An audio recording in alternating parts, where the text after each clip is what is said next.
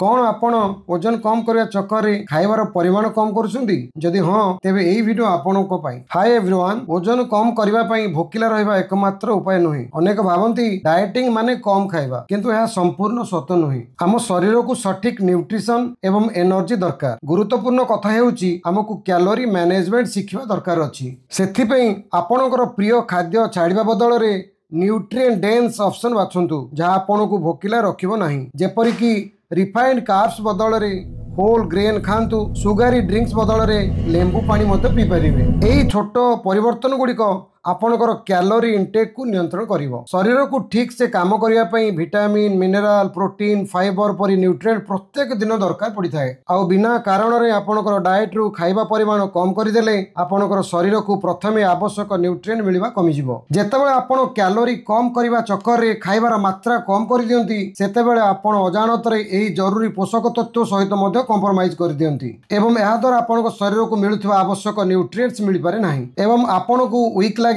थकान लगे, आपनकर रोग प्रतिरोध शक्ति कमी जाए तथा अन्य स्वास्थ्य समस्या मत होई पारे। तेणु ओजन कमाइबा चक्कर रे खाद्य कमांतु नहीं, स्मार्ट हुंतु। एपरि खाद्य बाछंतु जार कैलोरी वैल्यू कम थिबो एवं न्यूट्रिएंट डेंसिटी अधिक थिबो। आपण कैलोरी मैनेजमेंट शिखंतु एवं सुस्थ रुहंतु।